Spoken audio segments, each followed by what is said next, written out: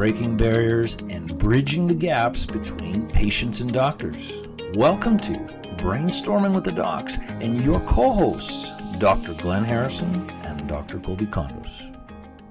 Welcome back. Episode 2 of Brainstorming with Dr. Colby Condos and Dr. Glenn Harrison.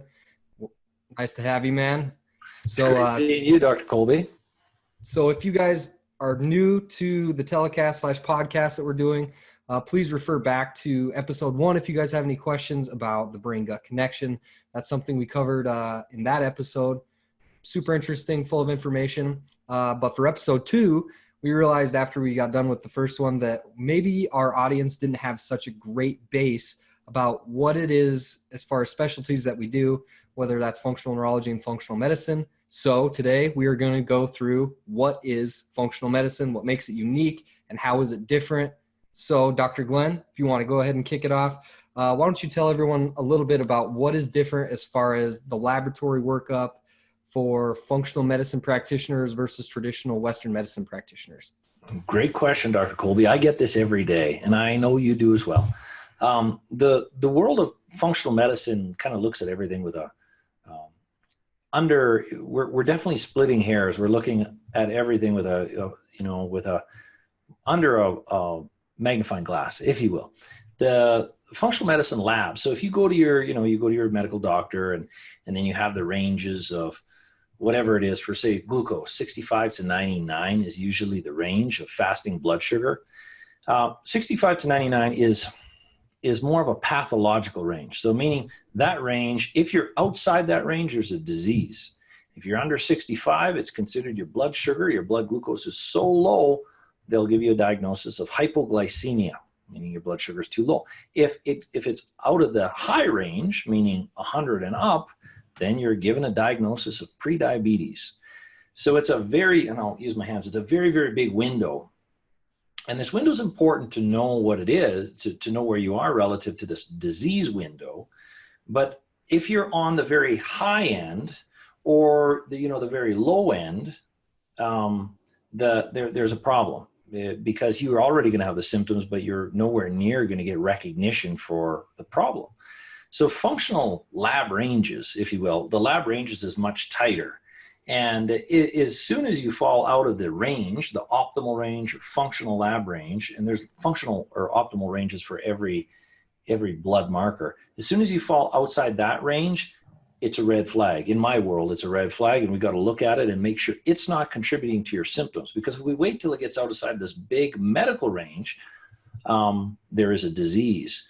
So the functional or optimal lab ranges for blood glucose tend to be closer to 75 to 90 or 70 to 90. And if you're below that or above that, chances are it's going to reflect your symptoms. So that's the ranges with functional medical labs. And then the other thing is the labs that are being run.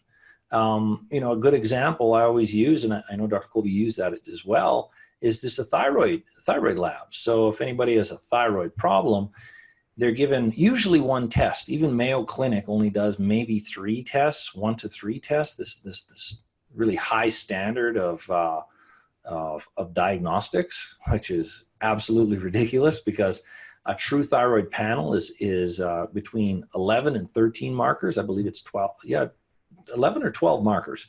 That's a full thyroid panel. So if you don't have all those markers or all those indicators, you stick around that 1 to 3 ranges, but there's actually 12, you miss the whole story. And if you miss the whole picture, you can't find the solution. So in a nutshell, the ranges, functional medicine ranges are much tighter because it's based off health, not off disease. And then the types of labs that are ran for each concern, for example, the thyroid, we're using many more markers to find out the problem. And the way I like to explain medical labs versus functional medicine labs is the medical world does a great job, and it's designed for that. It's designed to look for diseases. It's designed to look for the cancers, the tumors, the infections. And so they do a great job of ruling in the disease or the cancer in or out. They're looking for the elephant in the room, and they can find the elephant. But functional medicine lab values or functional medicine labs, we're looking for all the reasons of how the elephant got in the room. So we're looking for tracks, if you will. That's functional labs, I guess, in a nutshell. And if you find how the disease happened or how the disorder happened, rather than just you have the disorder, you don't have the disorder, if you find out how it happened, the why of the problem, you naturally can find a solution. So in a nutshell, that's how I would explain functional labs. Is that kind of how you would say, Dr. Colby? Yeah, I think that you brought up a lot of really, really good points when you're talking about the importance of asking the question why. A lot of times patient comes in and they're like, I have X, Y, or Z. You're like, okay, that's great. But why do you have that? Another good example of lab differences that I've noticed, especially even recently, is when you have patients that come in and you're like, do you have any sensitivities to gluten? No, I don't have any sensitivities to wheat or gluten. I was checked. And then you check their lab work and they've only been checked for transglutaminase 2, which is the protein within wheat that's reactive to your endothelial cells in your gut. There's a lot of other different components to those proteins within wheat that can be immune reactive. So that's even just another example of the lab data being valid, but not thorough enough to show the results or the patterns within blood work that are significant. So I think that that's a great analogy, whereas they're like, all right, this is the condition I'm suffering from, but it doesn't really give you the answers to why you're there or how you got there. So I think that that's a really big difference as far as the way it's practiced, because like you said, Western medicine or traditional medicine looks for ablative pathology or hard pathology, where they go, okay, this patient has type 2 diabetes, but they don't answer the question is, why do they have type 2 diabetes? Exactly. And yeah, exactly what you said. They don't answer the question why. And I get patients that, and probably some of our listeners, they get frustrated, right? They go to the doctor after doctor after doctor, and they're given a label. Sometimes that's helpful. Usually it's helpful. But if that's the end of the road, if that's the end of the diagnosis, if that's the end of the mission to seek out and help, and improve health, well, then that's kind of frustrating. So if you're looking for the why and digging deep enough to find out the why, you can continuously work and chip away at it to get to the bottom of it. And if you get to the bottom of it, well, you can make significant changes, but it's a big picture. But people that are pursuing the why, the conventional medical model really isn't designed for that. They're designed to find out, is there a disease or is there not a disease? Is there a pathology or is there not a pathology? And if there is, that's it. And there's the pharmaceutical protocol or surgery. And sometimes we need this, and we're very lucky we have it. But if there's so many other things we can do, like type 2 diabetes, and we got other things to talk about, but type 2 diabetes, it's exclusively lifestyle. So if it's a lifestyle problem and there's only a drug to fix it, well, you're missing the cause of the problem, the why of the diabetes. Yeah, I think that you brought up, that's a great tie into kind of the next point that we had. When you look at it, a lot of it is just emergency medicine. You know what I mean? So they have an emergency problem and they are incredibly well equipped to dealing with emergency situations, whether that is type 2 diabetes or a heart attack or whatever. But after the emergency is passed, then what? Then right. You can look for other providers that can provide information or treatment using other options, such as exercise or diet, or the implementation of supplements in certain cases where that might be warranted. So I think that one of the biggest portions that at least I use in my practice with functional medicine and functional neurology is that we look at lifestyle changes that we can make. We look at dietary recommendations based on the specific symptom or diagnosis that the patient has, and we react accordingly. And it's not a one size fits all situation. Each patient is an individual. You have to really look into that patient's biochemistry, and that's taking all that information that's you're getting from all over the place and tying it all into one. So that's where you have to go, okay, this patient has the X, Y, Z, and what is the common denominator between all of those things? And what is the thing that we can use that makes the greatest impact for that particular patient? Exactly. And the point you brought up was kind of where the information is coming from. So in functional medicine, it's going to be a big workup. If you go to your conventional medical doctor, on average in the United States, it's between 7 to 8 minutes you're going to get with your medical doctor, regardless of the case, because they're under high volume and it's not the doctor's choice. It's just the system they belong to. If you go to a functional medicine doctor, they are going to dig deep. They're going to give you a whole bunch of paperwork. I know you give your clients, Dr. Colby, a lot of paperwork in advance. And intake paperwork, mine is hovering, I think it's close to 30 pages now. But I'll ask questions, like I know you will, that are important, that I read every line. So they get all that paperwork. It's going to be overwhelming, but it's important because people haven't been asked these questions before and things are missed. And then they'll come in for, I have a case workup. Well, we'll do exams. We'll go through their paperwork with them. And it's a long period of time. It's not 7, 8 minutes. Mine is an hour, hour and a half. And we're going to go back to their history from the time way before any of the symptoms ever came about. So the information is coming from this significant intake paperwork, from a really comprehensive diagnosis, or I should say a very comprehensive physical examination, a significant interview where there's a lot of questions, and then the laboratory tests. So if you have all of these pieces together, you forge the story. And I know you know this, Dr. Colby, everybody has a story and how they got, even if that story took 30, 40 years to build. But that story is important into unlocking the problems and the causes and the story. You know, the keys are always in the story. So I guess that's a case workup for some people who never heard of functional medicine and are trying to understand what would it look like. Yeah, I agree. And I think that you hit on a really important point, is that the keys, the patient's going to tell you the answer to your questions. Always, yeah. I had a patient, for instance, even this past week, they came in and they had significant acid reflux and dysmotility, or like their gut wasn't moving, they were constipated, and then they had diarrhea and all this, trauma basically to their digestive system. And, as I'm going through this new patient exam and this interview, pretty much as you spoke to, we figured out that, this patient sustained a significant traumatic brain injury, like 10 years ago. And all of her symptoms began slowly after that.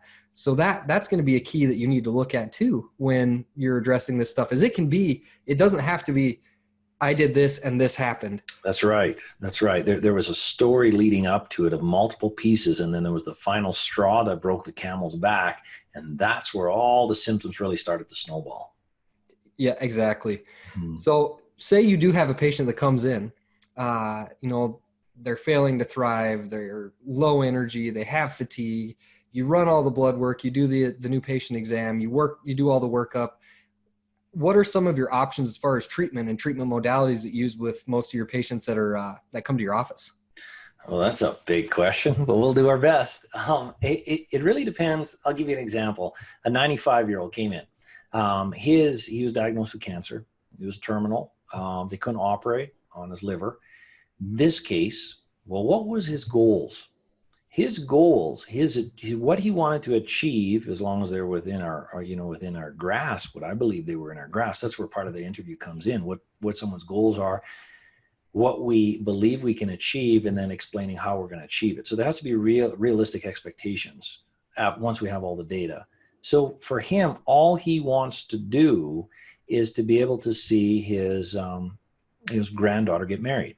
That's his goal, and he wanted more time. But he also wanted energy, and his digestion was bothering him. So he lost his energy, and I don't believe it's a cancer by no means, because his energy is already coming up. So his workup, naturally, a 95-year-old, is not going to be some intense physical activity. It's not going to even be a drastic dietary change, because that could put our older clients into shock. They can go through serious withdrawals. So we're working on digestion with some supplementation. We'll be very careful with this, working with the oncologist, making sure we're not going to interfere with any of the treatment. So his case workup is a little bit slower. We're going to be focusing more on nutrition with him and getting his gut function back up, looking at blood sugar. So we did all the labs, and a lot of it's going to be diet specifically to what we find in labs, which is a significant distinction from most nutritionists. Nutritionists, they'll look at symptoms and patterns, and then they'll run nutritional protocols or supplement protocols accordingly. In the world of functional medicine, we really take advantage of our diagnostic opportunities. So we'll run labs to find out where the deficiency lies, what their blood chemistry is doing, and how foods can influence their blood chemistry, and supplements, how it can influence their blood chemistry. So that would be a 95-year-old with cancer, and that his case and what he wants. I was working with a lady that her goal was she wanted to get out of bed. She was bedridden for 2 months. Well, we did the case workup. How did this happen? You know, she was in her early 30s. In fact, I just saw her today. She's doing great. But before, she wasn't. It was a fight to get out of bed, and we went way back. And she was on a medication that for a chronic yeast infection, just a chronic yeast infection, went on an antibiotic. I think I told you about this, the case, Dr. Colby, in the past. And she nosedived. She didn't know where it came from, but she was bedridden. She got more and more fatigued. And then, well, what happened? Then her digestion even got thrown off from a lack of movement of digestive contents. It created acid reflux. So then they gave her acid reflux medication. And then what happened is, naturally, she's bedridden. She couldn't go to school. She had to leave her job. And well, she got depressed like any of us would.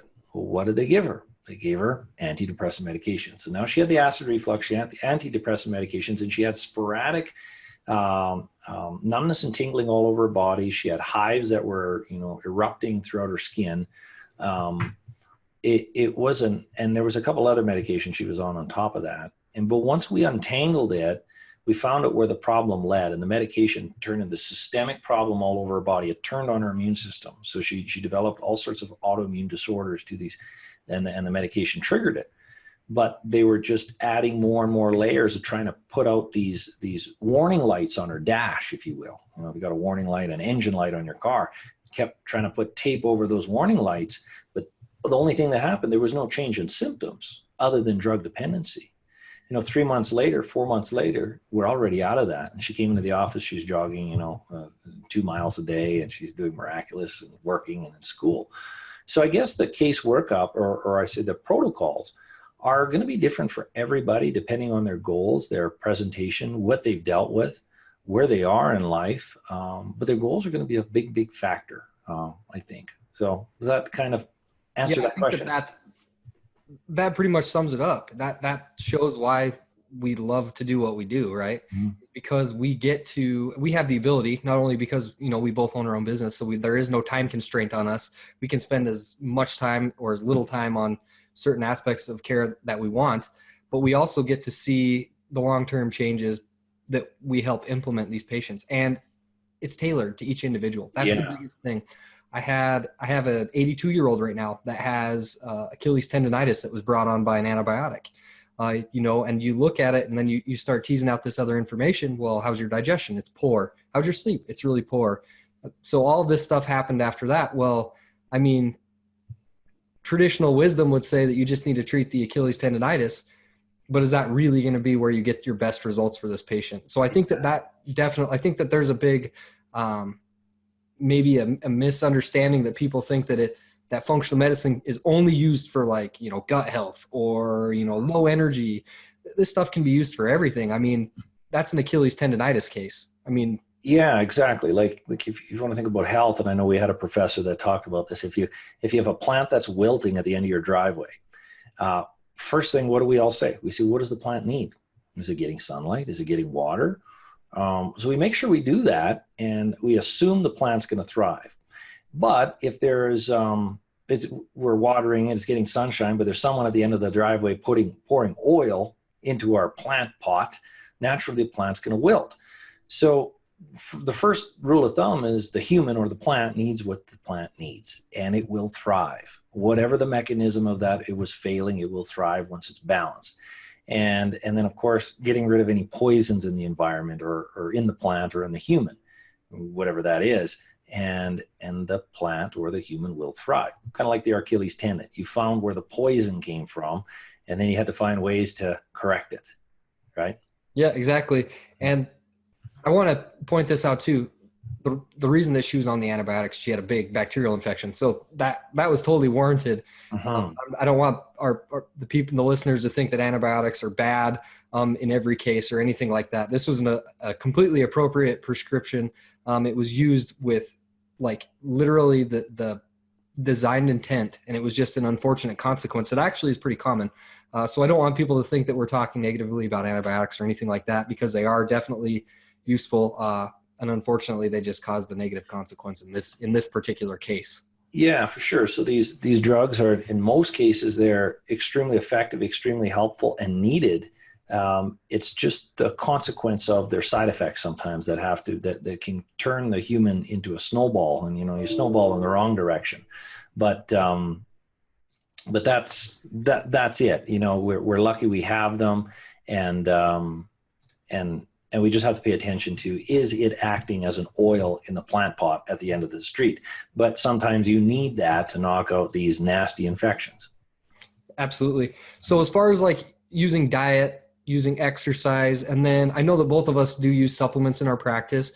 One thing I want to point out to people is with supplements, you want to be careful when you're taking the supplements, because some of them are designed with pharmaceutical grade, basically formulations. Yeah. They call them nutraceuticals. They're very potent. And you want to make sure that you know what you're doing when you're taking these, because like prescription medications, if you take them inappropriately, it can make you worse. That being said, Dr. Glenn, why don't you go in a little bit and talk about some of the supplements that you use in your practice? Yeah, well, I guess there's hundreds of supplements that I use, and if they're intended, I never prescribe anything without having a lab, some kind of diagnostic criteria to see if it's warranted. And then another thing, that if you're taking any of these supplements, be very careful, because as Dr. Colby said, they are potent. They're extremely potent. The medical grade supplements that we carry, they pack one heck of a punch, but they have to be respected. I see a lot of people having shopping carts full of supplements, and they don't know why they're taking them. They're maybe not as potent because they're bought at a grocery store, but they're just taking them, and they can have significant side effects as well because they're in high concentration. So I'll use different supplements for trying to support blood sugar, and trying to support joint health, and supporting gut health and liver function, brain function, cognition, moderating emotional disturbances. So supplements never, I don't believe, and I know the same thing with you, Dr. Colby, I don't believe supplements in no way would ever replace a lifestyle. Lifestyle is number one. A supplement is just an adjunctive therapy on top of that. And if supplements are used right and are prescribed right, and they're taken in right, and they use them as a medicine to take care of the job, and 90% of my clients are on minimal supplements when they're done. Most people come into my clinic on a mountain of supplements. They don't know why they're taking them. But when they're done, they're on a fraction of the supplements that they were when they initially came in. So supplements like pharmaceuticals, you should use it as you need it. And then when you don't need it anymore, you're done with it. So only use it to heal. So that's a great, I mean, it's huge. I have a patient that came in, and she literally brought in, Dr. Glenn, a suitcase, a big one. And I'm going, what are you taking all these for? She's like, well, I take this for this and this for this and this for this. And I'm like, you're basically over medicating yourself at this point. And I want to press that onto people too. You can overdo it, right? I have this patient. She's on all this stuff. She's basically propped herself up minimally, but she's not thriving. She's not living her best life. She's not enjoying her life because she's married to this suitcase full of supplements that she's taking every day. And most of them, she doesn't have any idea why. That's the importance of getting the lab work in adjunct to the supplements. And I tell my patients this too. I use supplements to jumpstart your physiology if I need to. Yeah. And then once we've got it rolling, we're going to use diet and exercise to maintain those changes. And if we need to, I'll occasionally keep patients on a supplement like vitamin D, especially if they live in those northern climates where during the wintertime, they're not going to get enough direct sunlight to manufacture their own. But most of my patients are not on huge amounts of supplements for the rest of their life, because honestly, in my opinion, if you're married to huge amounts of supplements, you might as well be on a pharmaceutical. Exactly. And there's a lot of folks out there that are, I know a lot of people listening to this, they're probably kind of leaning more on the natural or diagnostic or functional diagnostic model, or that's what they're looking for, some other solutions outside pharmaceuticals. But, the natural model of healthcare has been hijacked to some extent, kind of like the medical model has, where the medical model has been criticized for throwing out pills at everybody for everything, a stubbed toe or a sniffle or a bad feeling. But the natural model, there's a lot of docs out there throwing supplements out like they're candy and just taking them to take them with no end in sight or no clinical reasoning behind it. So, there is a place for both of these, but the way I like to tell my patients, we don't enter this world, we don't come from our mom's womb with an armful of pharmaceuticals, and we don't come, into this world with an armful of supplements. So use it as we need it to get out of the stage. As you said, jumpstart your physiology, but then slowly come off it. And if anybody's listening that's on a lot of supplements, which I imagine there are, please don't, because we said this, don't just stop them. Your body can go into shock all by that. Get somebody to work with that you can slowly start peeling them off and finding out what you need and what you're just wasting, because they're potent and you've got to be careful with them. And I think that's another important distinction to make with supplements. You get what you pay for. So a lot of patients will come in, well, I'm taking this and this and this, and not that supplement isn't valid, but you're probably not, if you're buying it from Walmart, Walgreens, Target, wherever, or even Amazon, because Amazon doesn't have strict quality controls as far as like climate. Some of those supplements lose their potency. So you might not be getting what you think you're getting in your supplements. And that's another area that you can address with, your functional medicine practitioner, or Dr. Glenn, or myself, even if you want. Yeah, for sure. Be careful with the supplements. It's, remember, these are foods. Bugs like this food. And if you have if you have a food sitting in a warehouse roasting in, I don't know, southern Colorado or California, or not necessarily southern Minnesota where you are from, Colby, but if you have these foods sitting in a warehouse where there's not the climate control, so you purchase them online, they're coming from Amazon, and they're not thermal temperature regulated, what happens? Naturally, you set up an environment for all sorts of mold and bacteria. So be very careful with these. There was a study not that long ago, and you probably know about this one, Dr. Colby, where there was it wasn't the FDA, it was another organization where they were testing vitamin D, and they went to all the big block stores, and they were looking at the quantity of vitamin D, that if the what was on the label actually matched what's in the bottle. And they only looked at vitamin D. And again, they went to all the big block stores, and there was as low as only 5% of the vitamin D that was stated that was in the bottle. As low as 5%. So you're naturally, there's a huge population of people, a huge group of people taking these supplements expecting an outcome, and they're getting zero outcome.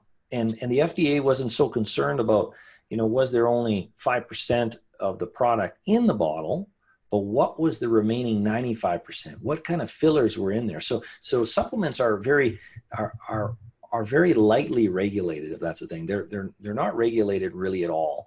And there's all sorts of third-party testing and evaluations and quality control measures that you'll only usually see with doctor-prescribed supplements. So if you are going to take them, just like food, if you are going to go to the store to buy food, are you going to buy, the really low-quality food, or are you going to buy high-quality food that's not going to do something for you? Or if you pull up to the gas pumps with your car, there's a better analogy.